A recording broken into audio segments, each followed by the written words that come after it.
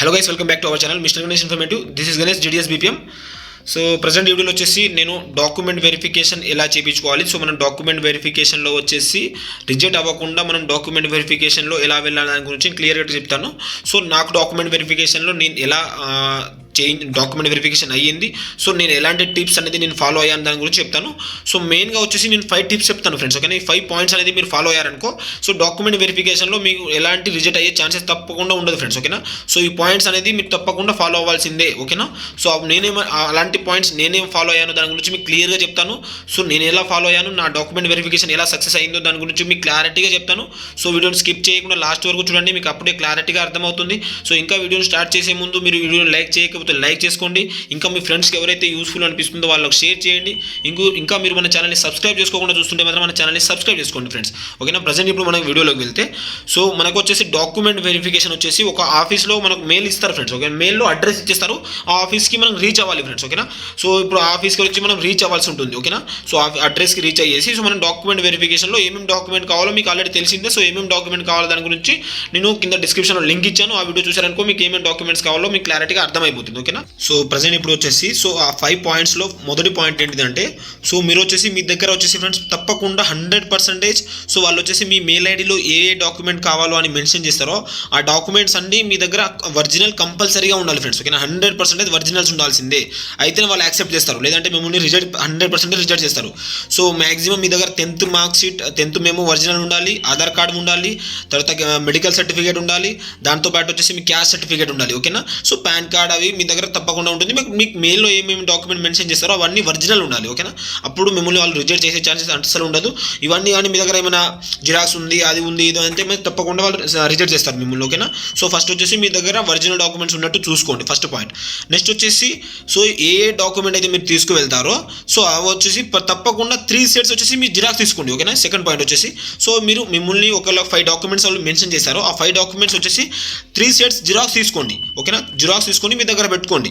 దాంతోపాటు మీ యొక్క application print కూడా మీ దగ్గర పెట్టుకోండి, ఓకేనా ఫ్రెండ్స్.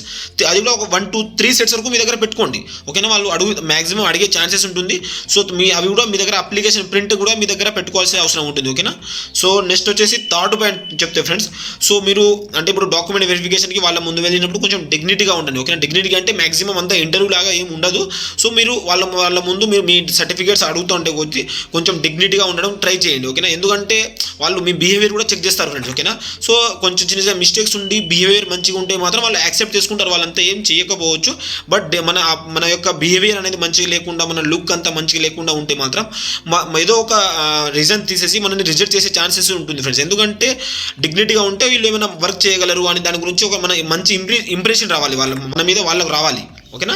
ఒక మంచి థాట్ అనే మంచి ఇంప్రెషన్, సో ఇతను మంచి క్యాండిడేట్ అని మన మీద వాళ్ళకు ఇంప్రెషన్ వచ్చింది అనుకో, సో వాళ్ళంతా చూడకపోవచ్చు, ఓకేనా. సో మేము చెప్పేది ఏంటంటే వాళ్ళ ముందు కొంచెం డిగ్నిటీగా ఉండడం అలా ట్రై చేయండి, ఓకేనా. సో నెక్స్ట్ వచ్చేసి ఫ్రెండ్స్, సో మీ దగ్గర మీ యొక్క అప్లికేషన్లో ఒకవేళ చెప్తున్నాను, కొందరి యొక్క అప్లికేషన్లో చిన్న చిన్న మిస్టేక్స్ ఉంటాయి, ఓకేనా. సో అడ్రస్ దగ్గరనో సో ఇలాంటి చిన్న చిన్న మిస్టేక్స్ ఉన్నాయనుకో, సో మీరు ఏం చేయండి అంటే వాళ్ళు ఏ డాక్యుమెంట్స్ అడుగుతారో అంటే చెప్తున్నాను, సో వాళ్ళు కొన్ని అడుగుతూ ఉంటారు మిమ్మల్ని, సో వాటికి మాత్రమే జవాబు ఇవ్వండి. ఓవర్గా ఏది మాట్లాడడానికి ట్రై చేయకండి అక్కడ, ఓకేనా. సో ఏమైనా దేని గురించి అయినా వాళ్ళు అడుగుతూ ఉంటారు మిమ్మల్ని, సో వాటికి మాత్రమే జవాబు ఇవ్వండి. ఓవర్గా ఏది కూడా వాళ్ళ ముందు మాట్లాడకండి మీరు, ఓకేనా. సో ఎందుకంటే మీ దగ్గర చిన్న చిన్న మిస్టేక్స్ ఉన్నప్పుడు మనం ఓవర్గా అక్కడ మాట్లాడకూడదు ఇలాంటివి, ఓకేనా. సో వాళ్ళు ఏదైతే అడుగుతారో వాటి గురించి మీరు ఆన్సర్ ఇవ్వండి. సో మీ నుంచి మ్యాక్సిమం వాళ్ళు OTP అడిగే ఛాన్సెస్ ఉంటుంది. సో అలాంటి కొన్ని విషయాలు వాళ్ళు అడుగుతారు, సో అవి మాత్రమే ఇవ్వండి ఫ్రెండ్స్. ఓవర్గా ఏం అక్కడ మాట్లాడకండి మీరు, ఓకేనా. 4th పాయింట్ వచ్చేసి సో ఇప్పుడు నెక్స్ట్ వచ్చేసి 5th పాయింట్ చూసుకుంటే మాత్రం, సో మీ దగ్గర నుంచి 1 by 1 సర్టిఫికేట్ అడుగుతూ ఉంటారు వాళ్ళు, ఓకేనా. సో 1 by 1 ఇవ్వండి, ఓకేనా. సో కొందరు ఏం చేస్తారంటే ఒకటేసారి అన్ని ఇచ్చేస్తారు. సో అంటే మీరు అలా ఇస్తే వాళ్ళ మీ మీద ఏమైతుందంటే అంటే అంత బరువు ఉండి ఒకటేసారి ఇవ్వడం అలా అనుకుంటారు వాళ్ళు, ఓకేనా. సో మీ దగ్గర నుంచి 10th మేము అడుగుతారు ఫస్ట్ వచ్చేసి, లేదా మ్యాక్సిమం అప్లికేషన్ ప్రింట్ అడుగుతారు, అది ఇవ్వండి. తర్వాత 10th మేము అడిగితే 10th మేము ఇవ్వండి. ఏ సర్టిఫికేట్స్ అడుగుతూ ఉంటే అదే సర్టిఫికేట్ ఇవ్వండి. మీరు కూడా ఏది కూడా ఓవర్గా సర్టిఫికేట్ ఏమి ఇవ్వకండి వాళ్ళు, ఓకేనా. సో ఇది నెక్స్ట్ మీ నుంచి ఏ సర్టిఫికేట్ అడుగుతా ఉంటే అదే సర్టిఫికేట్ వెళ్తూ వెళ్ళండి మీరు, ఓకేనా. సో ఈ 5 పాయింట్స్ అనేది మీరు ఫాలో అయ్యారనుకో ఫ్రెండ్స్, తప్పకుండా మీరు వచ్చేసి అప్లికేషన్ మీ యొక్క డాక్యుమెంట్ వెరిఫికేషన్ అనేది యాక్సెప్ట్ అవుతుంది. ఓకేనా, అడ్రస్లో చిన్న చిన్న మిస్టేక్స్ ఉన్నా కూడా వాళ్ళు చూడకపోవచ్చు. ఎప్పుడు మన యొక్క బిహేవియర్ కానీ మన కొంచెం వాళ్ళ ముందు కొంచెం డిగ్నిటీగా ఉంటే అంతగా ఏం చూడకపోవచ్చు, స్పీడ్గా చేసేస్తారు. మనం ఏమైనా మన బిహేవియర్ అని అక్కడ కొంచెం వాళ్ళకు రాంగ్గా అనిపించింది అనుకో, వాళ్ళు కొంచెం వెరిఫికేషన్ అనేది స్ట్రిక్ట్లీ చేస్తారు. ఓకేనా, కొంచెం గట్టిగా చేయడానికి అంటే ప్రతి ఒక్కటి చూడడానికి ట్రై చేస్తారు. వాళ్ళు ఏమైనా మిస్టేక్స్ ఎత్తుకుతారు. ఓకేనా, సో ఇది చెప్పేది ఫ్రెండ్స్. సో డాక్యుమెంట్ వెరిఫికేషన్ అయిపోయిన వెంటనే మీకు వచ్చేసి ఒక వైట్ స్లిప్ ఇస్తారు. సో మీ యొక్క డాక్యుమెంట్ వెరిఫికేషన్లో ఏ సర్టిఫికేట్స్ డాక్యుమెంట్స్ సక్సెస్ఫుల్గా వెరిఫై అయ్యాయో వాటి టిక్ చేసేసి మీ కింద వాళ్ళకు ఎస్పీ సైన్ చేసి ఇస్తారు ఫ్రెండ్స్. అది సర్టిఫికేట్ వచ్చి ఆ యొక్క సర్టిఫికేట్ ఆ పేపర్ వచ్చేసి సెకండ్ డాక్యుమెంట్ వెరిఫికేషన్కి 100% ఉండాలి. ఓకేనా, అది మీ దగ్గర జాగ్రత్తగా పెట్టుకోండి. మీరు ఆ డాక్యుమెంట్ వెరిఫికేషన్ అయ్యి బయటికి రాగానే దాన్ని ఒక 2-3 జిరాక్స్ తీసుకుని మీ దగ్గర పెట్టుకోండి. ఓకేనా, ఎందుకైనా మంచిది. సో ఇలా ఫ్రెండ్స్ నేను ఒక డాక్యుమెంట్ వెరిఫికేషన్ అనేది సక్సెస్ఫుల్గా కంప్లీట్ అయ్యింది. సో మీరు ఇలా కూడా మీరు పాటించారని మీరు కూడా తప్పకుండా సక్సెస్ అవుతారు. సో ఎలాంటి వాళ్ళు చిన్న చిన్న మిస్టేక్స్ ఉన్నా కూడా చూడకపోవచ్చు.